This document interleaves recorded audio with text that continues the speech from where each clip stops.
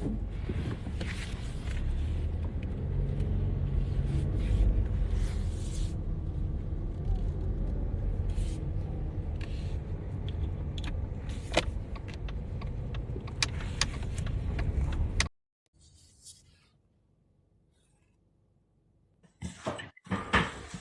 morning.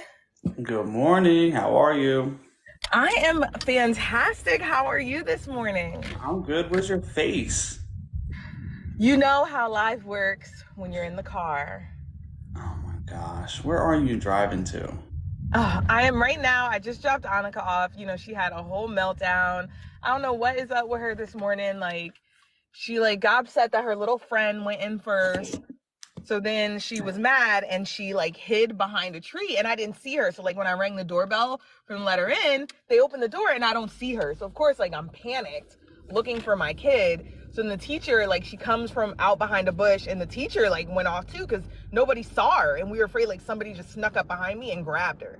Oh my gosh. So then she has a meltdown, she wants mommy to stay. So a drop off that should have taken me 2 seconds took me 10 minutes. So now I'm on my way to drop Layla off. But that is neither here nor there. We are here this morning to talk about real estate. Yes, Are yes, you excited? yes. I'm so excited. I'm very excited. Yeah. I I mean, know it's we talk about this every day, so. I know, but I feel like I've been waiting a whole week to talk to you about this topic because it's just so juicy hmm in the real estate world of juiciness. Yeah. But people ask all the time. So single family versus multifamily. And I Yeah. feel like the great thing with real estate is there is no right or wrong answer. It's really preference and, personal. hmm So I'm excited to see what questions people have, what your opinions are on single family versus real estate. I want to talk a little bit about the makeup of both of our portfolios hmm and what we have in them. You know what I mean? And is it contradictory to what we think is actually best? Because I always find that, people when they're newer in real estate tend to just grab whatever they can. So sometimes what they want isn't always their portfolio makeup unless hmm they've traded up. Right.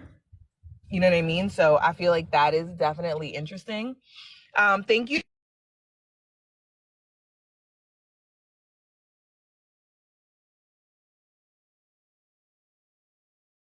to all the people Girl, there's jumping. nobody in here but me and you right now. Oh, that's so sad. I see all these little join things as I look down. So I was like, hype.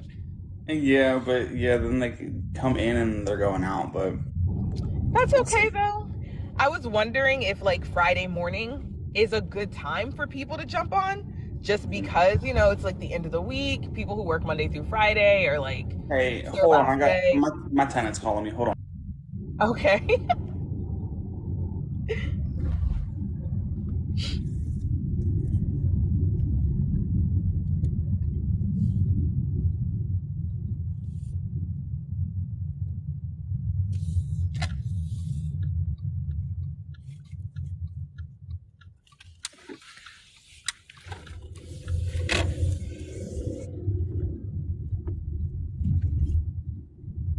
You back or are you still on with your tenant?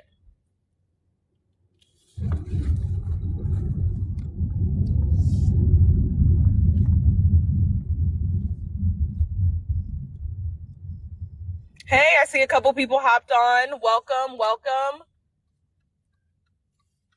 We are going to be talking about single family versus multifamily this morning. Just waiting for everybody to kind of join in. Kev had to take a call from his tenant, so we're waiting for him to kind of hop back on. I'm going to try to invite him as a co-host.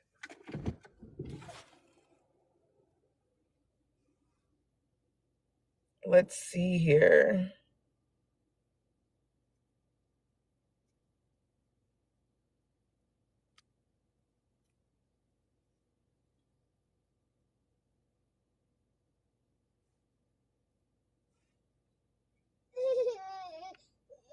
Oh, I do have to pause the live really quick, guys. Give me just one moment.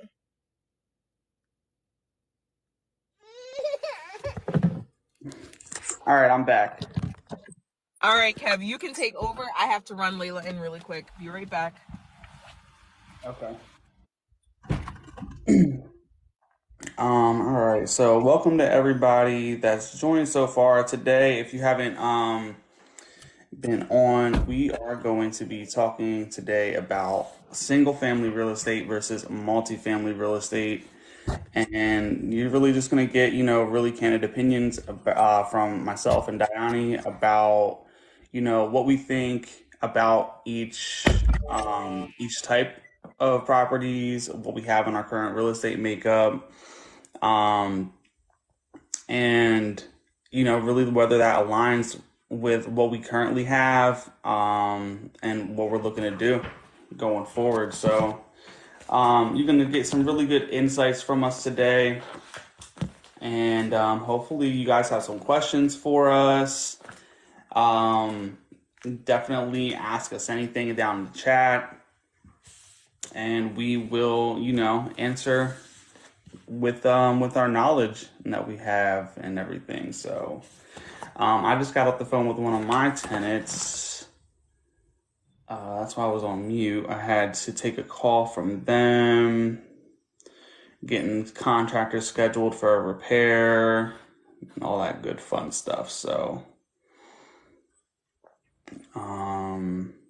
yeah. So, All right, I'm back. back. Thank you, Stay So, what are your feelings on, single family versus multifamily? So I think there's definitely pros and cons to each. Um, I'll start with single family. For me, in my opinion, I think, when it comes to single family homes, I feel like they're more attractive for families, and longer term tenants. And they also tend to be easier to, um, I feel like they're easier, to rent out to those types of tenants. Um, the cons with them, though, is if the tenant stops paying, like you don't have any other type of income coming in from that property.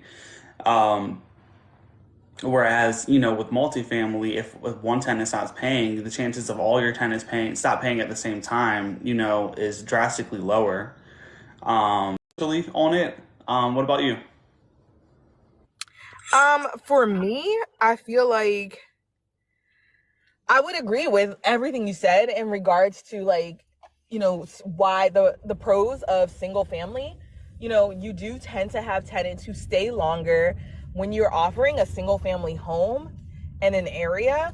People tend to you can't really grow out of it unless it's like a 2 bedroom. But when you have like a 3-2 or a 3-1 or a 4-2 or even a 5 bedroom home, the only place that tenant is going is if they're going to buy a home for themselves. And as much as I want to see other people buy their own homes, let's face it, some people are lifelong tenants. They will start as tenants and they will go through their entire lives as tenants. They will never own their own home for multiple reasons. Some can't or think they can't and don't educate themselves. Some don't want to. They don't want the headache of being a homeowner. So they tend to stay longer. But like you said, a con is, should that tenant, vacate or have to be evicted or stop paying for whatever reason, there is no other rent coming in to help offset the expenses from that property. With that being said, multifamily, you do have that. There are multiple people in the home, but it is really, really apartment style living. And people do tend to want to graduate from that style of living. Even if they don't go on to purchase a home, they still want to be renters. They don't want to rent in an apartment style environment. So they tend to move on or upgrade or, whatever from there, which is completely understandable. But you do also have lifelong tenants in those units as well.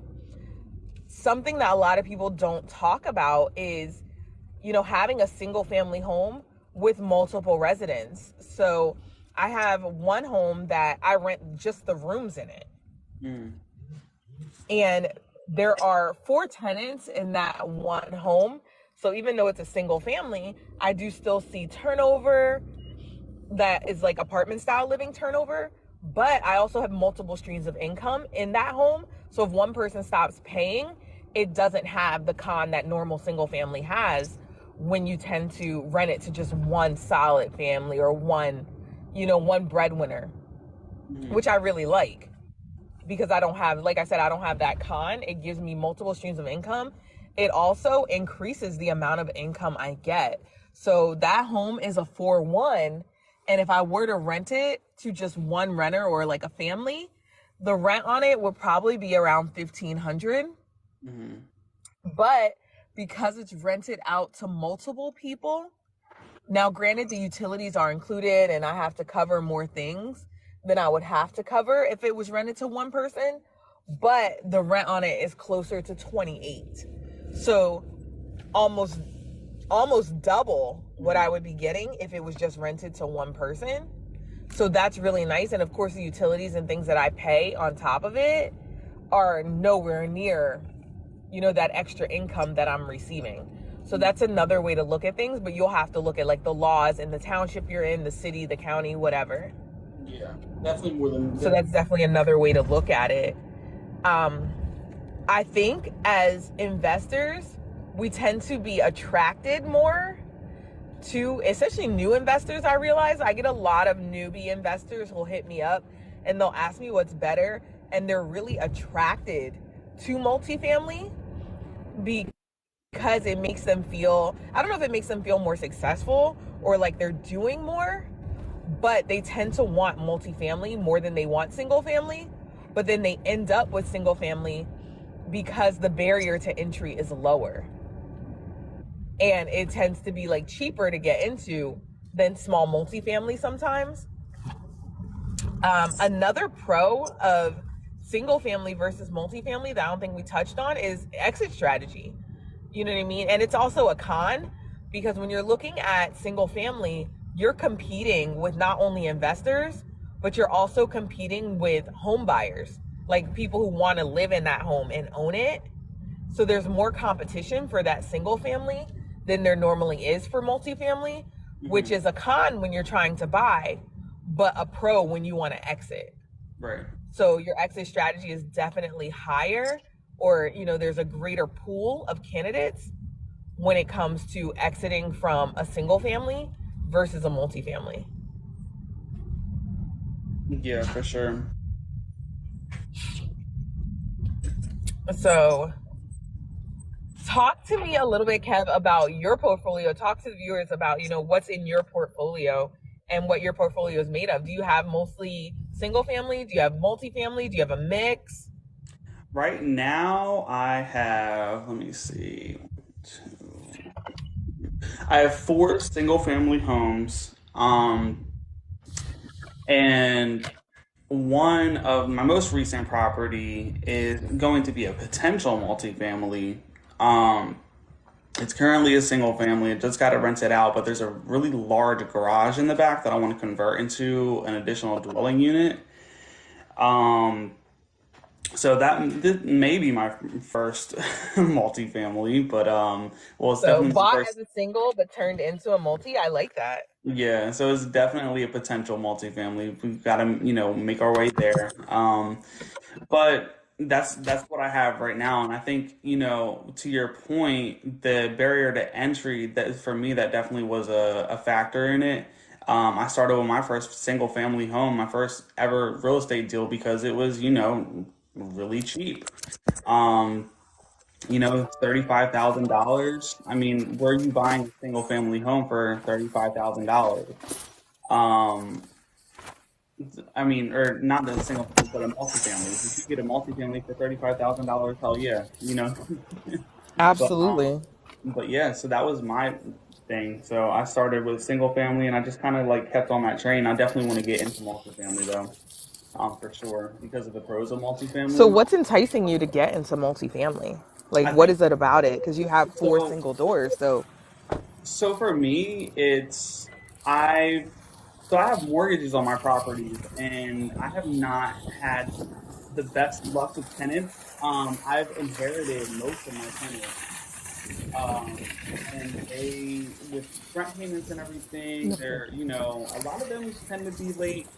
I have two really good paying on time tenants, and then I have two tenants that, really don't pay on time all the time. So I think with a multifamily, like I mentioned earlier, the how do you call it? The chance of them not all paying their rent on time at the same time is drastically lower.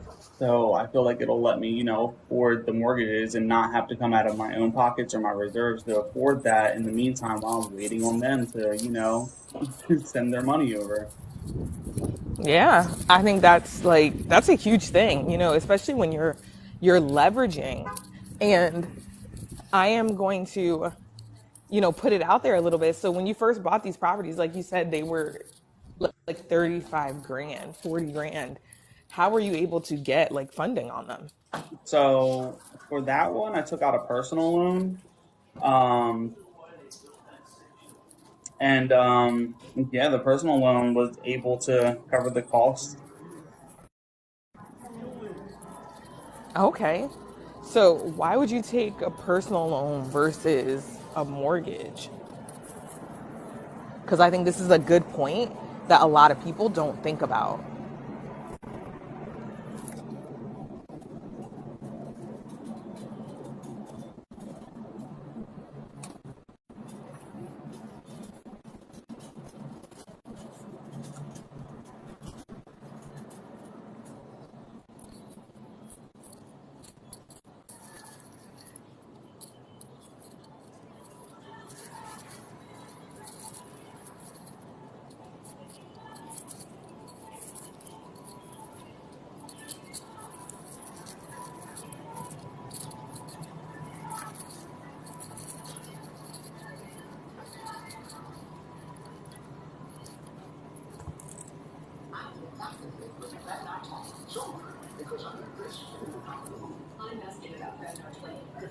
Hello? Guys, it looks like we might have lost Kev, which is sad because he was getting to a really, really good point. But hopefully we'll get him back shortly.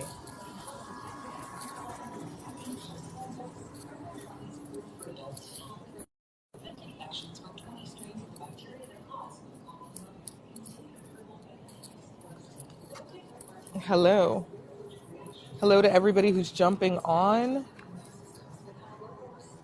Welcome, welcome.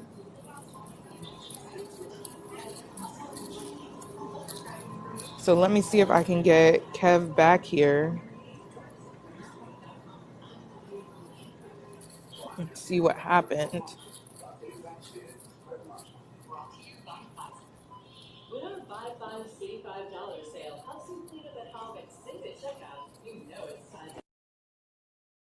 Scan items one at a time, placing them in the bagging area after each scan.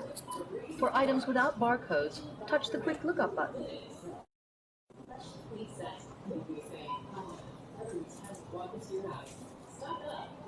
Hey, Hey, we lost you. What so happened? the bank called me. Oh my Friend called me goodness. about the appraisal. Oh, okay. So let's give the viewers something interesting to talk about. So let's give them a little backstory. So you bought this property. Yeah. So I bought You this paid for it with property. a personal loan. This one, no. So this was my second one. You talking about Jackson? Yes. Okay. So Jackson, no. Jackson is my second property. I bought it with a refinance from my first property. Um, Okay. so I So you bought that. got the first property How long ago did with a I buy personal it? loan. Yeah, Then first property. you had a tenant already. Mm-hmm. So you refinanced it, took money out, paid off the personal loan, and had enough to go buy another property. You got it. That's some good shit. Yeah. So my second property, I've had that for like I bought that last year sometime, like a year and a half ago. And I was trying to do the same thing with this property and get it refinanced. pull some money out. And my bank just called me. That's why I had a drop. And the appraisal came back not nearly as high as I thought it was going to come back at. And it's pretty Please much a touch wash with accept the mortgage move that I your currently have item on it. to the bag. 33 cents. So, Okay, and this is the new one that you just got the appraisal back for? 99 yeah, this is for silver. Jackson. 99 cents. Okay, so, inquiring minds want to know, what did the appraisal come back at? Select the item 75,000. to purchase. And I had expected it to come back at least 100,000. Mmm. Yeah, so the bank's gonna send me the appraisal over now to see if we can go over it, to see if there's Enter anything that's your just name like or not right number on there, if they're 1. missing Place something on the your name or appraisal. oranges is And 1. he said the most we can do is go back to the appraisal 33 company cents. and appeal it. Um, Okay. but yeah. I mean, at 75,000, it's not even worth to do the refinance because the amount of money that they're going to give me is the amount of money that it's going to Enter phone pay number. off my existing mortgage, and my existing mortgage is a lower interest rate than what they're offering. Oh, Your wow. total is Yeah. 233, and Okay, your savings so is 1. let's 49. say Please you go wait. back, System they processing. they miss Following something, and you're instructions able to on the get phone up pad. to the 100,000 that you were wanting. hmm What's the plan going forward? So the 100,000. So if it was appraised for 100,000, that means they would have given me. Android I savings can't remember the account. exact amount. They would have given me between 49. 70 and Please 75. insert coins, then insert PIN. Um, as a cash out refinance. So 50,000 Please of that wait. would have paid off my System existing processing. mortgage, and I would have had 20 to $25,000 cash to go and put into my next deal. So I would have taken that 20 to 25,000 as a down payment Please for remember to take my your next receipt. deal. Thank you. Okay. So Please I feel remove like all this is items a from the great scanner stand. example of like creative financing, because this was super creative. Like, you bought the first property not with a mortgage but with a personal loan. Welcome. That was Flight already creative. 115. Placing them in the Then bagging you area took the after each money, scan. you refinanced it and For took items that without money barcode. to grow your portfolio and get another loan, or not another loan, but another property. But now, this is what happens to a lot of investors, where luckily for you, it wasn't that you over rehab the property and need to get out of this loan, but that does happen to people. Well, they're over rehab, or their numbers will be off because they'll trust a realtor who really doesn't know, or they'll trust a wholesaler and they don't do their own due diligence, and they wind up with a property that they can't get out of. Mm-hmm. So luckily for you, this is not the case. Partly because you have me and I've taught you better. And the other part is because you're smart, you did your due diligence. So, worst case scenario, the loan you have on the property is fine.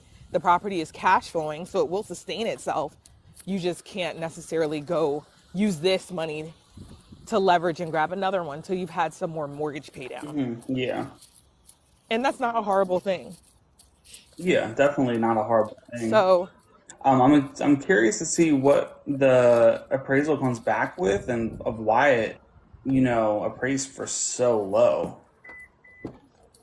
Because I mean, I can pull comps in the uh, area that, have sold for 125, 150,000 that are just a couple blocks down. do you think because it is a more congested area, they're not going as far as the comps you're pulling? No, these are just like the comps that I'm pulling are just within a couple blocks.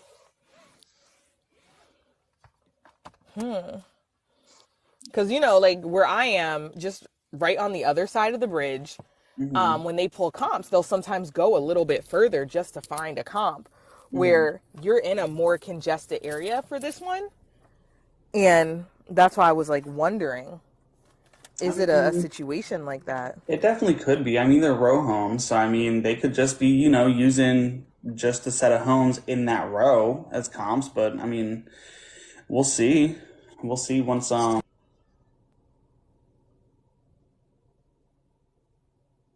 Kev, we lost you. Ah, Wait, we lost you. You said we'll see. yeah, we'll see when it comes through.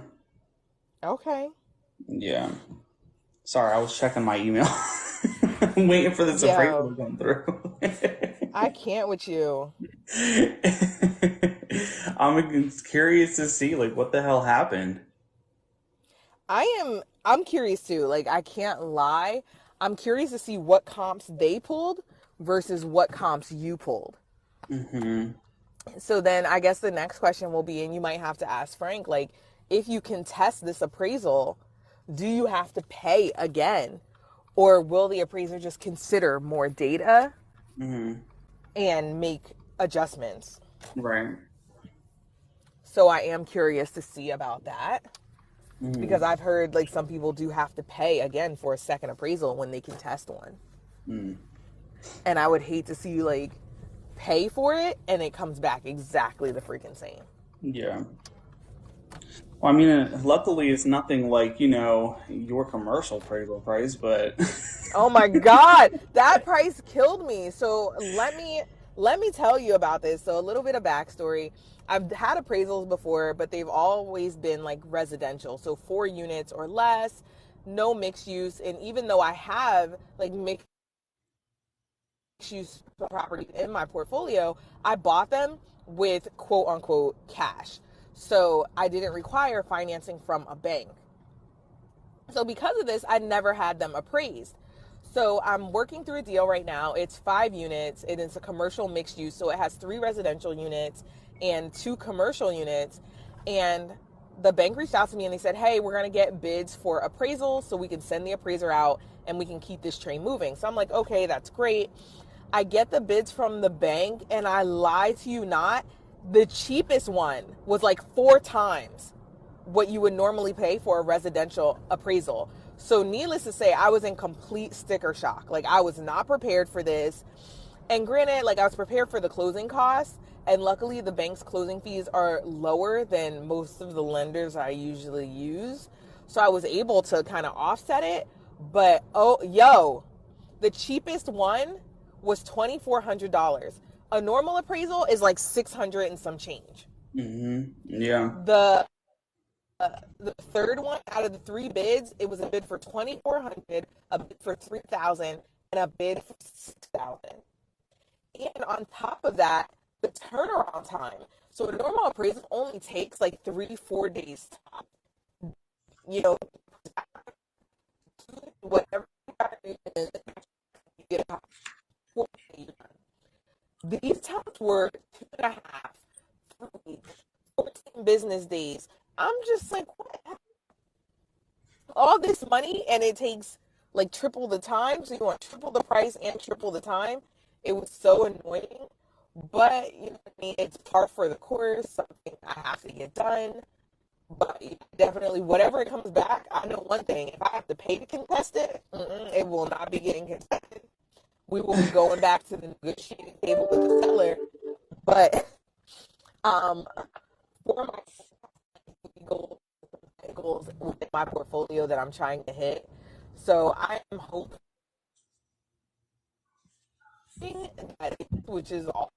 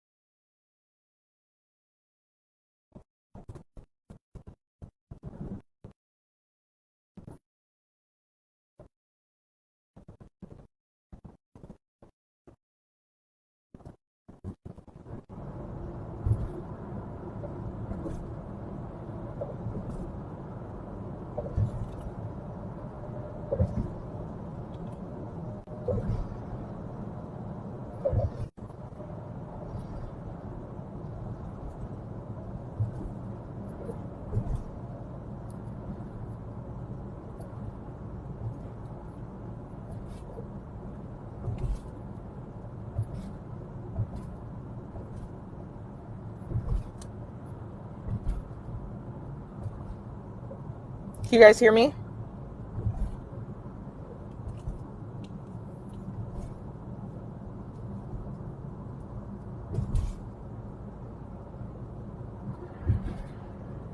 So it looks like my phone is cutting out a little bit. Let me get Kevin back on. Your service sucks. Hey, I know it's so bad, but you know what? It's crossing the bridge. Like everyone has their like down spots. It is what it is. I mean, I have AT&T, so it's not like I have like a cheapy company. I don't know. Are you on your way to work? AT&T, we need a tower on the bridge. I'm always on my way to work. Oh God. I am always like on my way somewhere.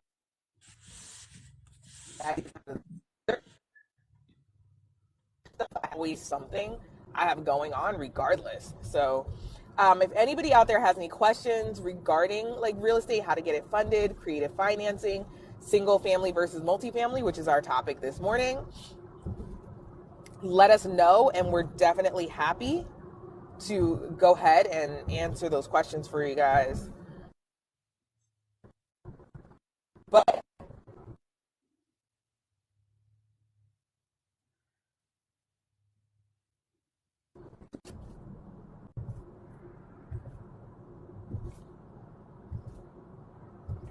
Okay, there you are. what's your plan now, Kev? I'm here. I don't know.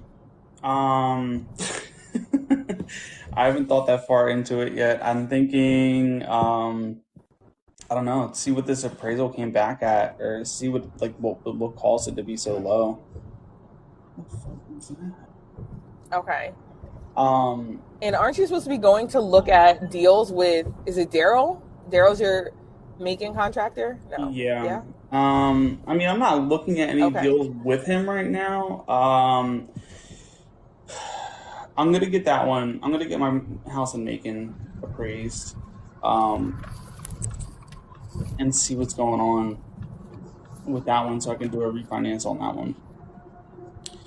But Okay. so hopefully, Cortland's my crutch right now. Cortland's your, okay. I mean, I am saying a prayer, crossing my fingers for you. I definitely want you to get enough out of it to like move on to your next deal. Mm-hmm. But you absolutely have to get enough out of it to close out this deal. Mm-hmm. For sure. So. Because that hard money loan is no joke.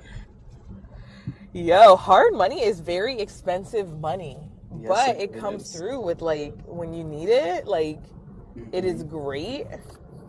But you have to be on point. Your turnaround times, like everything you're doing with it has to be on point. You cannot play when it comes to hard money. And I've seen so many people lose their shirt because they'll get into something and they'll estimate like 90 days for the rehab, and they'll wind up with this thing for like a year or 2 years, and like they lose their money. Yeah, like see, make my estimate was originally 2 months, and look, I'm 6 months into it. Just got it rented so for this week. You've tripled your time. So let's talk through that. Let's talk through like what happened. So how did you acquire this deal? I'm sorry, you broke up there. What'd you say? So let's walk through Portland. Like, how did you acquire this deal? What made you buy it? Like, what's the deal? Tell us about Cortland. Oh, Portland.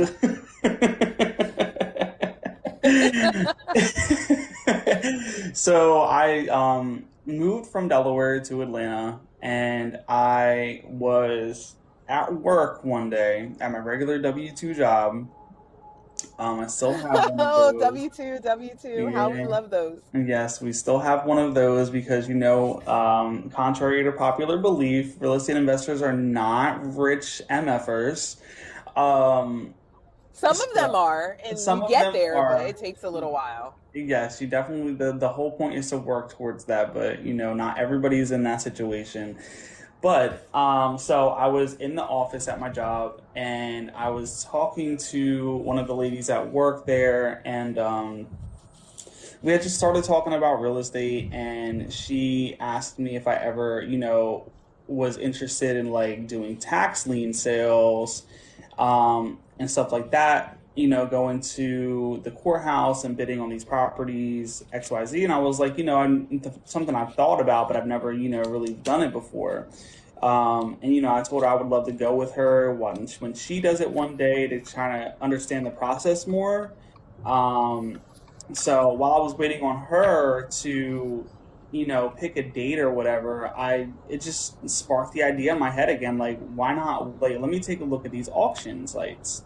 So I went to an auction site, and I just, I've heard ever since I moved down to Atlanta, I've heard good things about, Macon, and how, it's back up and coming, and it's trying to, rebound from where it's at now. So I found a property on an auction site for $35,000, and I put a bid on it, and I was like, all right, well, let me see. Wow, auction site.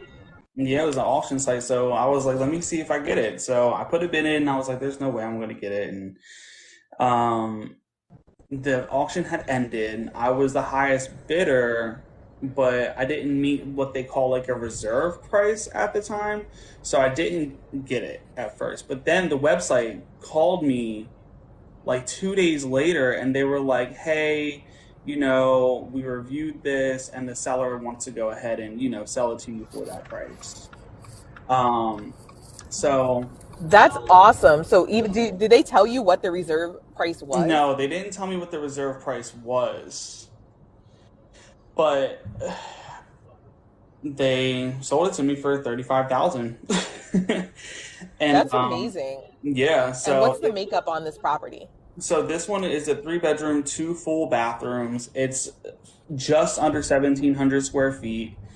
It has a detached garage sitting way in the backyard of the property, that is going to be my second unit on the property once I get the funding for it. But that's about 800 square feet. So that'll be a 2-bedroom, 1-bath once that's all rehab. But the main structure is a 3-bedroom, 2-bath. And with that one, I pulled out a hard money loan to do the rehab on. So I purchased it in cash for the $35,000, with another, lo and behold, personal loan. We love our personal loans. I know, right? So I got another personal loan for 35 grand. I bought it with that. And then I went to a hard money lender to do a rehab. This is my first rehab that I've ever done. So there was no way that I can come up with the rehab money for it on my own. I wasn't eligible for another personal loan. So I was like, all right, there's got to be a way. So I, went on to the internet and just, looked up some hard money lenders. I found one that I thought would work, and I called them, and, they were down to fund the rehab 100%. So, yeah, they sent me like the documentation and everything to sign. I had to fund the rehab up front, and then they reimburse you in draws. So, I was putting everything on my credit cards, initially, until I was able to pull some money out of the loan when they came and did like their inspections and everything.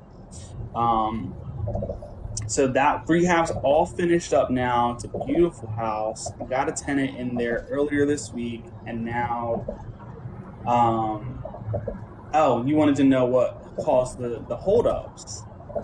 Yeah. So talk to me about some of the like lessons you've learned and things that held you up with this deal. The lessons that I've learned is hire a licensed contractor. The first contractor that I hired was not licensed. But I did. So the thing is, like, I saw some of his work. He showed me some of his work in our local area, because I live like an hour and a half away from Macon. It's not like an easy drive. He's never worked down there.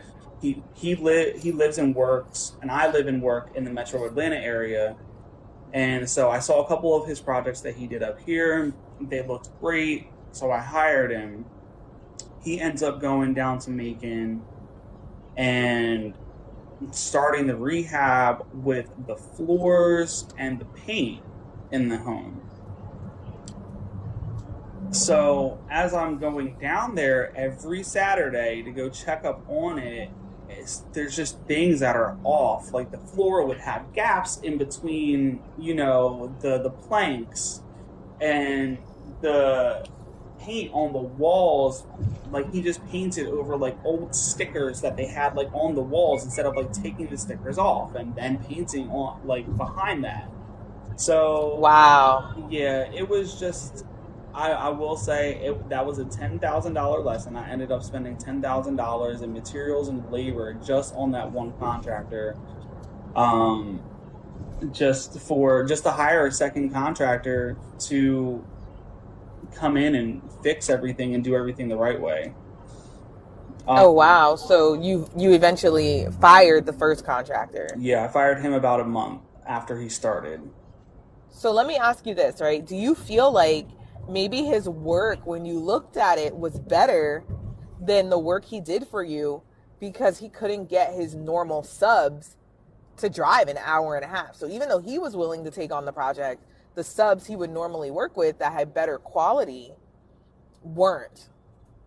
Well, he was a sub himself trying to become a general contractor.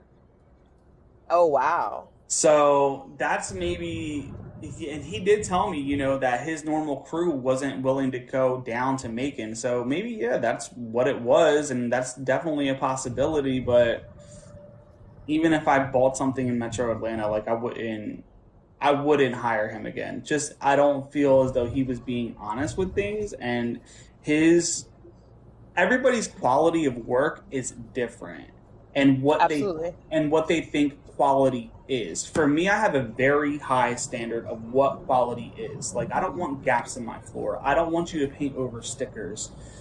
Like, the baseboards need to be clean. Like, I'm very meticulous and detail oriented with things.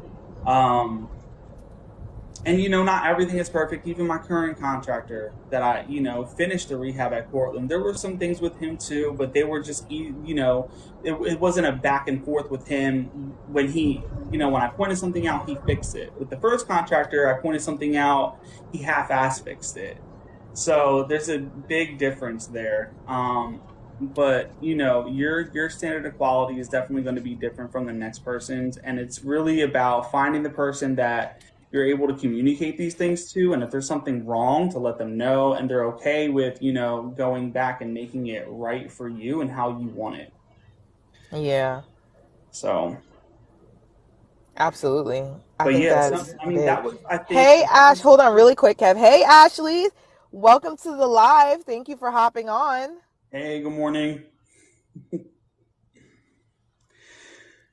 But yeah, I'm sorry. I didn't mean to interrupt you. I just wanted to say hey.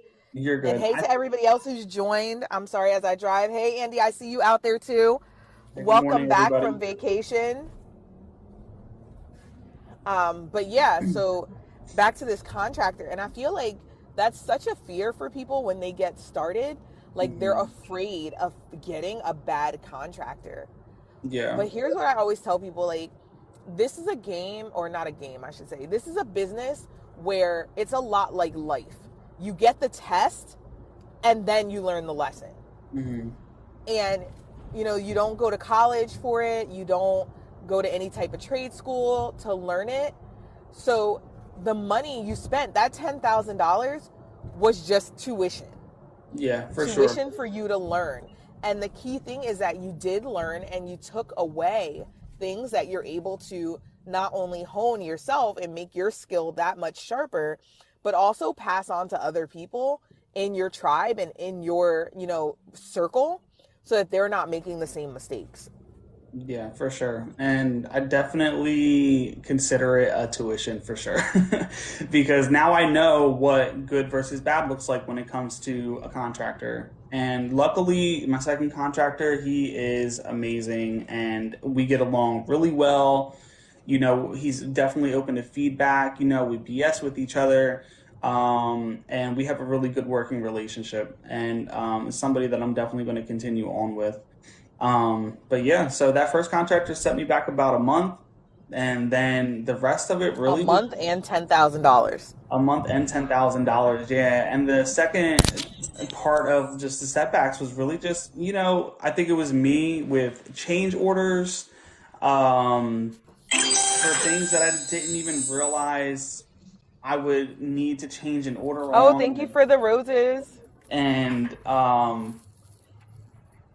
yeah, just materials, getting the materials and stuff like that. The rehab itself Okay, so didn't. really quick, hold on, really quick. So before you move on, I just want to touch on something for people who don't know, who haven't done a rehab. What is a change order? So a change order is like when you originally get your bid from the contractor, and the contractor gives you an itemized list of what work they're going to do and the charge for that work. If you need to, if you want the contractor to do additional work or change something on the original item list, that's a change order. So, for instance, just an example, right? If Well, no, actually, this is a real life example for me. So originally, I was not going to replace the cabinets in the kitchen. That was not included in my original bid with the second contractor. That was not priced out or anything like that. So I had to go back to the contractor and let him know that, with the quality of the home that I'm trying to build here, I think it's best if we go ahead and get these cabinets changed out to brand new cabinets. Um, I thought the cabinets were in usable condition, but every time I went back to the property, I just kept looking at them, and they just really bothered me. I didn't like how they looked on the inside. So that's what a change order is if you need to change the scope of work that your contractor is going to perform. Okay. So let's get back on track. So, just to recap for people who are just joining on, you bought this house, $35,000. You got it on an auction. Originally, you didn't meet the reserve. The auctioneers called you a couple days later and said, hey, even though we didn't meet the reserve, the seller is still going to sell it to you. Do you still want it? Of course, a beautiful house for $35,000. Well, I shouldn't say beautiful, but a great rental property with great bones that needed some Yes. rehab, 35,000. You said, hell yes, give it to me. Yes. And so you went forward, you closed on this property. We had first contractor, which I feel like you did your due diligence because I talked to you throughout this process, Mhm. and he had great referrals. You looked at his work, and he still winded up not being a right fit. So he Right. set you back about 30 days, which when you have hard money is a lot of time and a lot of money. And then on top of that, with labor and materials, he cost you about $10,000. Mhm. So then you went back to the drawing board, and a contractor who had actually bid the job before you went with this bad one, Yes. or we won't call him a bad one, we'll call him You- a wrong fit, a not right fit. Right. You were able to get him back on board, and he completed the job and did it beautifully. Yes. So here is where we stand. And now let's celebrate. So kudos to you. You have just placed a tenant in this property. Hallelujah. Woo! So that is Finally. so the rehab is done. The tenant is placed. And now it is time to refi, to Yes. complete this burr. Yes. But we had a big change order to the project. Hmm. And that was when you originally started this project and I spoke to you, you were going to complete the garage conversion into an ADU. So it's about 800 feet. You were going to add 2 bedrooms, 1 bathroom, and make this property from a single family to basically a duplex or a Hmm. single with an ADU that you could rent out. And you had to pause that project. Hmm. Yeah. I ran out of money. Point blank, period. I ran out of money, and not only that, the bid to convert the garage into an ADU was way higher than what I could have even imagined it would have come in at. So what Um, did you think it was going to come in at I when thought you it would first come in envisioned at this project? I thought it would come in at about $30,000, um, labor and material to get it converted, for Wow. just the garage. But that's not the bid that I got at all. The bid for labor alone came in at 50 grand. I'm Um, sorry, 50,000. So 50,000 what is that? just for labor. $15. Listen to me. 15 grand higher than what you had estimated for labor and materials was just Yeah. your labor bid. Yeah. Just my labor bid. Wow. hmm Wow. So Keenan, I see you're asking why it was coming in so much. So the garage doesn't have any plumbing, or HVAC in it right now. It does have some electrical, but I would need to split the electrical from the main structure, from the main house. So I would have to have the electric company come in and set, a separate meter there. I would need to have its own separate water run to it, and not only the water run to it. It's so far back in the property that the water line, the sewer line, would need to be run to the side street instead of where it's coming into the main house at. So just the length of that, um, the plumbing alone was 10 grand. To wire the entire house, the garage would be 10 grand. Um, to frame up every room and get everything else completed as far as labor, that's where a majority of the rest of the money comes in. Plus HVAC. HVAC alone, is another 10 grand. So 30 grand just in, systems and mechanical. And then the 20,000 for the rest of, the framing, the finishes, um, and all that stuff. And that doesn't include the cost of the materials. So yeah, it's quite an expensive project, to get running over there. So the good thing is once I'm able to get the funding for it, and hopefully I'm able to get the funding for it by just, a refinance of a property. Um, Once I get the money for it, I don't have another mortgage on Portland. So once I get a tenant place back there, it's not like I'm increasing the mortgage on that property, so the cash flow is going to be a little better on it. So let me ask you this, right? With the bids you've gotten, your labor bid is like 50 grand. Your materials is what, another 20 to 30? Yeah, probably. Okay. So now you're looking at 70 to $80,000. Is it even worth it? Or would your money be better spent to just go buy another $35,000 house? That's a good question. I mean, I don't think it's a bad idea, but I don't think it's something that I'm going to be doing as soon as I thought I was going to be doing. So the plan right now is to definitely just continue to move forward with homes that already have, the systems and the bones put into place. And then maybe revisit that ADU in a year or two and see what's going on with it at that point, and see where I'm at least. Um, I don't want to take on that project right now. There's too many other things going on. Like I have Carter that's going through a rehab right now. I have Jackson that just came back with a low ass appraisal that I wasn't planning on coming in that low. Um, Yeah, that was definitely a blow, but it yeah. happens. It happens. And I mean, my only other one, Riverview, I have that one's already maxed out on my heat lock. Like I can't. There's no more money left in that I can pull from. So right now, I don't want to say I'm running on fumes, but it feels like that. But I know I'm gonna come back from it because I still need to refi Portland. So once Portland's refinanced, I think I'll be in a better position to make moves. Okay. I think that happens. You know what I mean? And I think what happens where investors get themselves into trouble is there are things that are trying to create stopgaps for you so that you have time to regroup and think, and we race past them.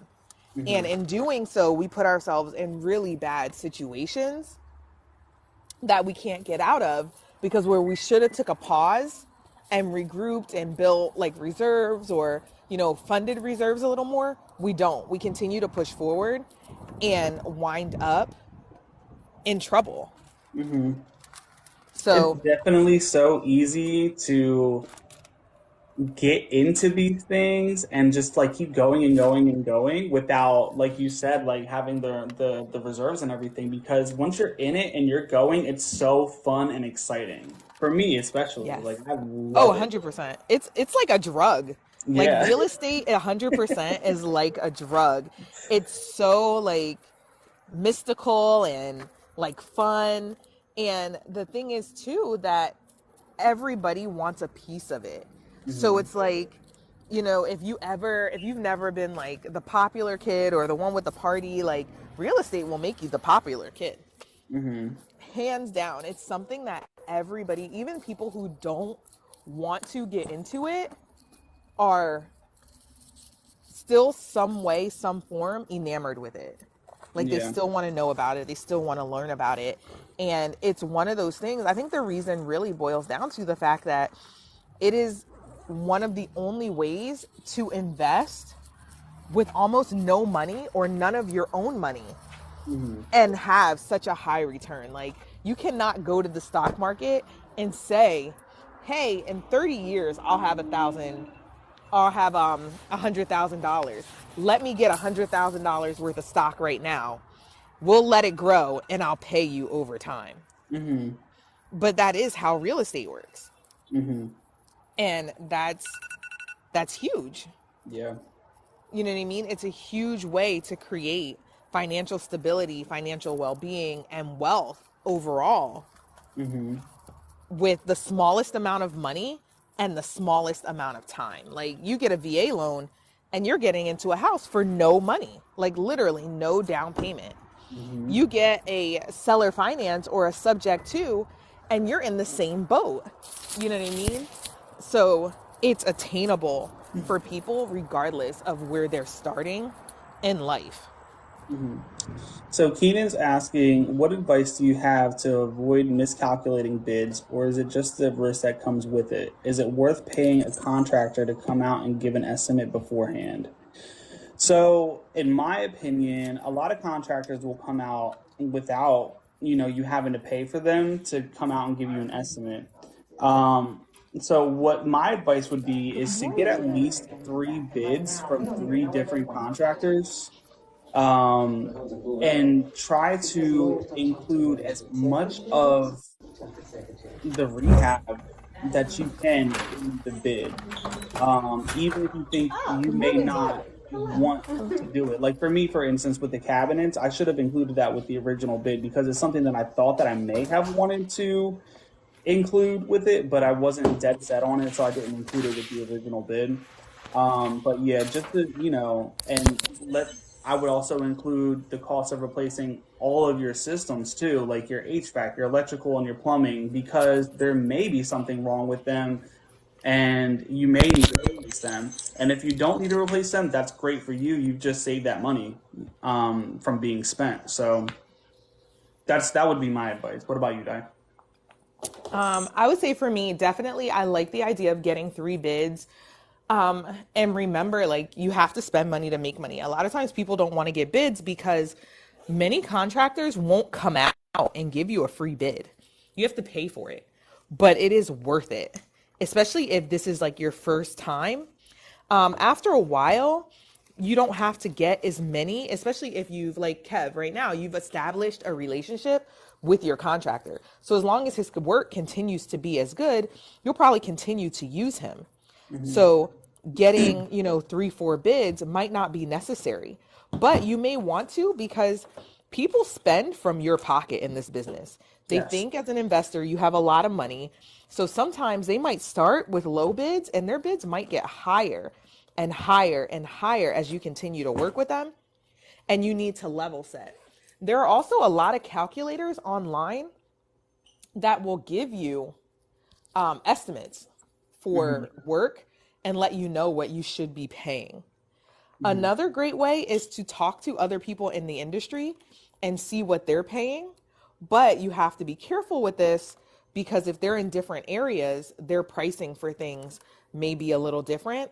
And if they've had a contractor for a long time, their pricing may be a little different. What I will caution is cheaper is not always better. However, it's not always worse either. Hmm. You know what I mean? A lot of times people will go for the cheapest bid because they're trying to make the number and they can't. You know what I mean? And what's going to happen is either the work is going to be extremely shoddy, or the timeline will take forever. Sorry. You know what I mean? Like, there's so many things that'll happen if you go just for pricing. So you definitely don't want to do that. You want to make sure you get a quality contractor, you pay what you need to pay, and you work those numbers into the deal. And that's the biggest thing. If the deal doesn't work, don't do it. Don't force it. Yeah, for sure. What white?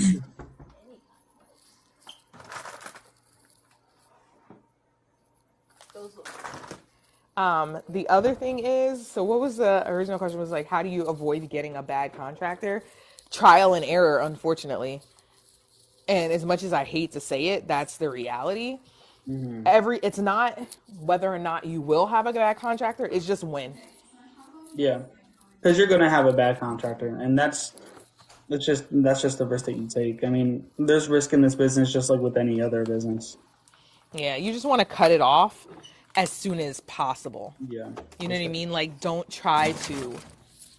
It's not like a relationship where you're in love with this person. If it's not going well, cut it off and salvage your project. Don't try to salvage the relationship. The project is more important. Right. And let them know ahead of time. This is your money they're spending. So don't try to be like nice. If you're not confrontational or you avoid confrontation because you don't like it, make sure that you have somebody else that can be your voice for you and is going to tell that contractor like, hey, this isn't right. I don't like it. We need to redo it. And if you can't be that person, make sure you have somebody around you who can. Because the last thing you want to do is let them complete the job and it's not right and it's not what you want and you still are stuck paying for it. Right. So what was the other questions we missed? Let me see.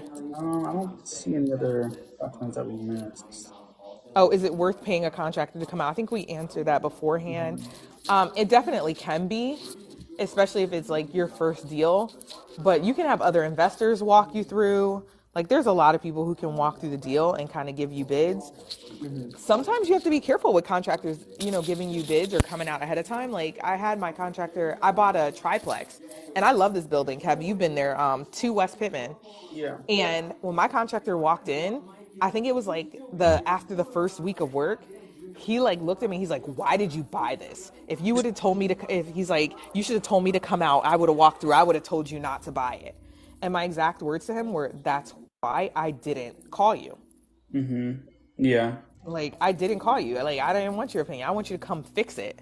I didn't need your advice on whether or not to invest in it. I already know it's a good investment. You just are being lazy right now. So you're going to take this money and do what you're supposed to do. Yeah, because they know they're about to be waiting for their money because of how long it's going to take. But my contractor is so good. He redid the whole triplex in less than 2 months. And mind you, it wasn't a triplex. You made it into a triplex. I didn't know Pittman was a triplex. It was a triplex.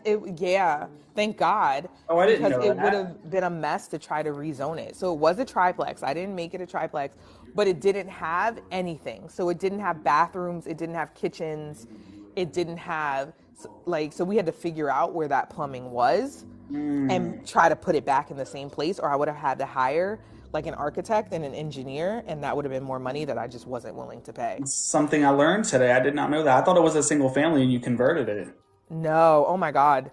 In Penns Grove, the construction board only works 1 day a week for like 3 hours. It would have taken me like a year just to get the approvals. The permitting process was a nightmare. Wow. But yeah, that's definitely a great point about your contractors definitely talking you out of a deal. I've seen, oh my gosh, probably at least 10 houses with Daryl in the last month, and probably half of them he was like, this is just not a good deal. And for good reason. Some of them are truly like beyond repair and they just need to be torn down, like fire damage like in the entire home, and just structural issues where you see the house buckling in on itself. So I think you definitely have to be cautious with where your contractor is leading you.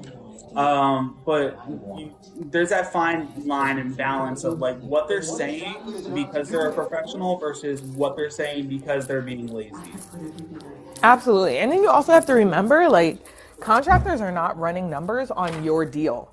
Mm-hmm. You know what I mean? They're contractors, and there are very few of them, even though I feel like if I was a contractor, if I had that skill, I'd be out here making millions. Oh Because yeah, you couldn't tell me nothing. I'd be fixing every damn thing I came across.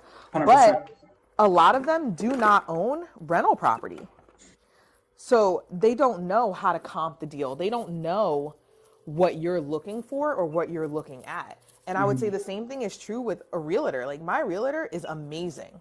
Hands down, one of the best people I've ever worked with. However, he has no idea how to comp a deal. Sometimes he sends me stuff and I'll just be looking at it and I'm like, what did you get up and put vodka in your Wheaties this morning instead of milk? Like, are you drunk? Like, these numbers, they don't even begin to pencil out. But it's because he's not an investor. And he's sending me deals that he thinks will be good based on the way they look. I will buy an ugly house. I can make it pretty. Yep. I'm not going to buy an overpriced house. I can't get my money back. Right. So definitely take their advice, but make sure you're doing your own due diligence. Like, you know what I mean? Like, everybody wants to date a significant other that everybody else will think is pretty. But at the same time, you're not going to go to all your friends and say, hey, do you think this person is attractive? Should I date them? No, you make your decision on your own. It's the same thing. Yeah, for sure. And at the end of the day, when you're collecting the money, everybody will be like, wow, I knew this was a good deal. Or I can't believe you did it. It's such a great deal. And that's the end result is what matters.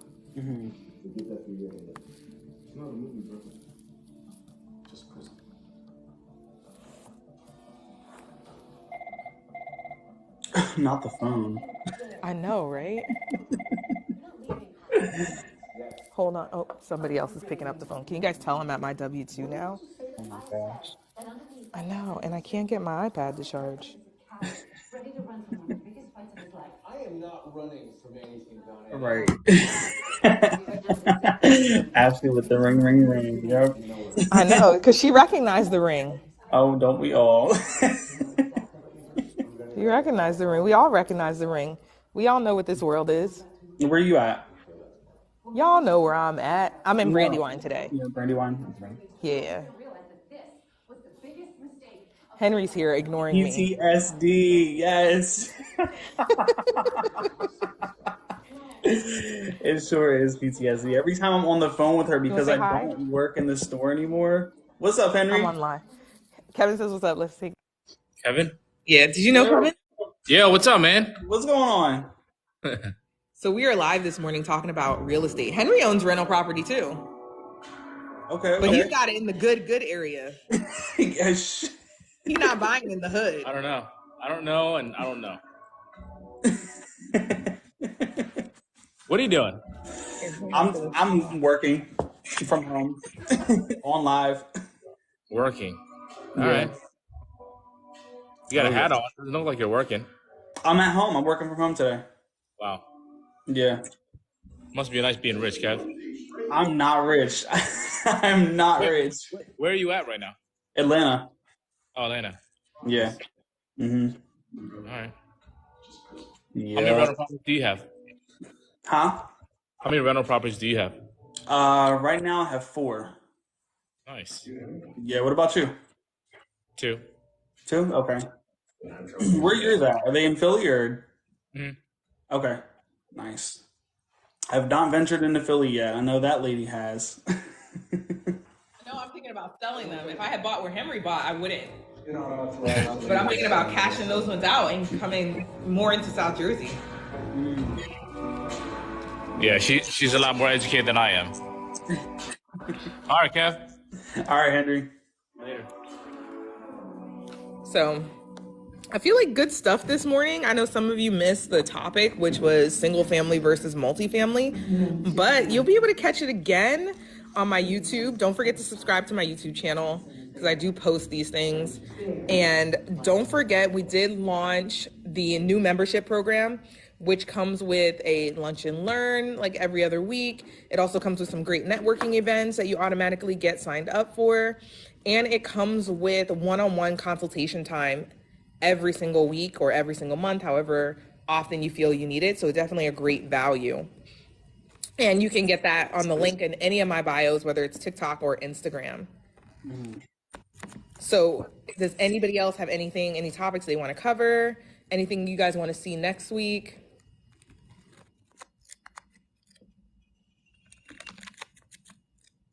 All right, so if anything, some of you are my mentors already or my mentees, so I will talk to you later in the week. If I don't, thanks for hopping on the live. We appreciate you guys. Thank you for all the flowers and gifts. I love it. I appreciate it. And I will talk to you all later. Yes, Kev, thanks for hosting with me. I want a property as a bed and breakfast, really? You know what? That is a job, and I will come stay at your bed and breakfast because I know it will be beautifully decorated, Miss Wednesday. So I am down for that. Please try to get one that's near like a beach or a lot of wooded areas so that's very romantic and I can visit. I know, you see like how the selfish part of me, like I'm very self-serving, very, very self-serving, but I'm gonna help you find one. Bye guys, thank you. Yeah, see you guys.